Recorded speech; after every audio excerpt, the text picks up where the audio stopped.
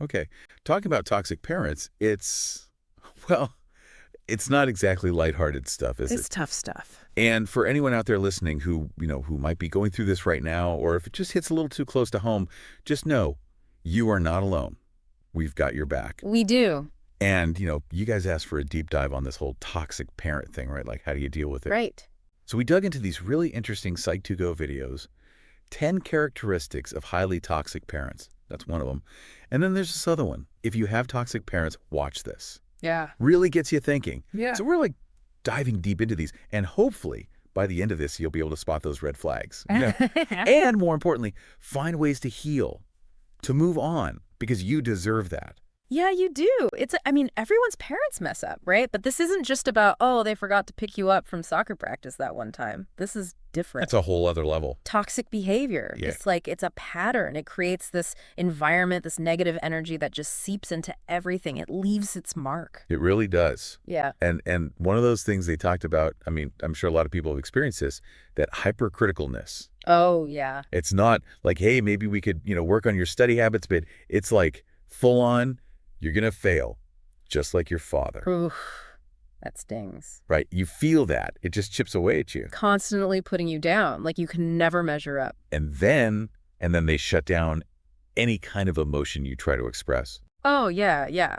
It's almost like they're scared of anything that isn't, sunshine and rainbows. Especially when it comes to their kids' feelings, right? Exactly. Like, God forbid you should feel sad or angry or, I don't know, anything other than just pure joy. Get over it. You're being too sensitive. Yeah, like how do you even... It just teaches you to bottle everything up instead of, actually learning how to process your emotions. Yeah, in a healthy way. A healthy way, yeah. And surprise, surprise, that can really mess you up later on when you're trying to, build relationships and stuff. It's almost like they're setting them up for, a lifetime of, emotional baggage. Yeah, it's tough. And this whole competition thing, it just gets me. I was reading about this woman, right? And she'd been going to therapy and finally realized her mom, every time she'd lose weight, her mom would bake her favorite cookie. Oh, wow. Like guilt tripping her. Oh, just one treat. Oh, come on. But it was like every time. It's like they see their kids' accomplishments and they feel threatened. Yeah. It's like it challenges their own ego or something. Instead of celebrating your win, they're trying to undermine it. Yeah. It's so messed up. And then that can tie into that lack of individuality. Oh, absolutely. They've got this picture in their head of who you should be. Right. Like you're supposed to fulfill their dreams, not your own. And God forbid you go off script. Forget it. You'll never hear the end of it. Disapproval, punishment, the works. It's like you're trapped, Yeah. Like you can't breathe. Stifling. And the manipulation. The guilt trips, using money to control you. Come on. It's classic though, right?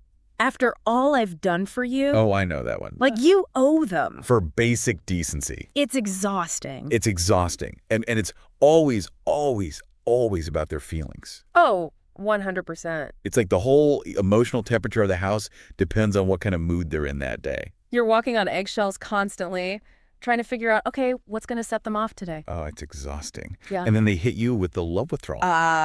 Yes. The silent treatment. The cold shoulder. The weaponized affection. It's brutal. Like emotional starvation. It's rough. They hold it over your head, too. Like, oh, I did all this for you, and now you're being difficult.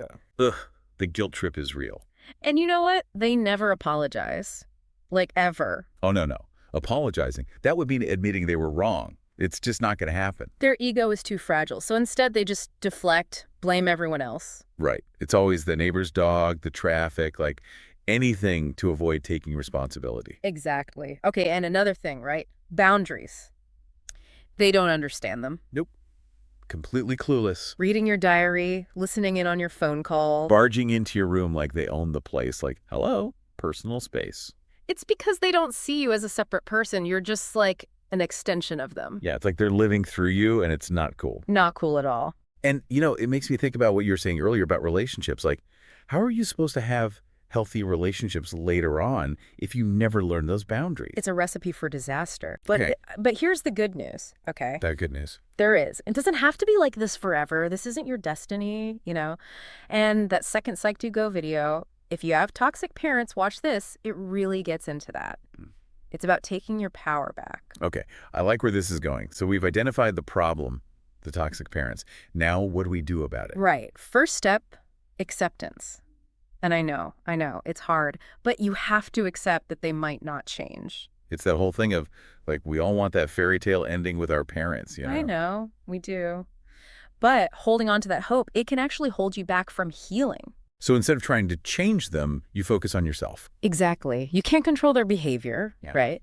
But you can control how you respond to it. And that brings us to, like, the most important thing, your happiness. It's your responsibility. It's not about being selfish. No, not at all. It's about self-preservation.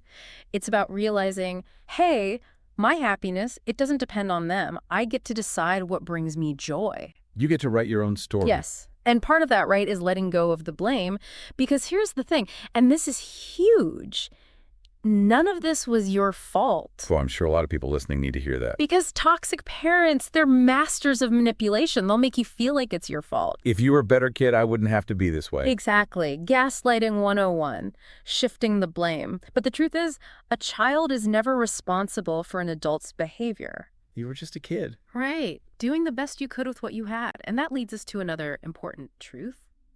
You are not broken. This is a big one. Because it's so easy to internalize those messages, right? Mm-hmm. Like you said, the manipulation, the gaslighting. Yeah. You start to believe them. You start to think, oh, there's something wrong with me. I'm damaged goods. But it's not true. It's those scars that make you, you. And healing, it is possible. It might not be easy. It might not be linear.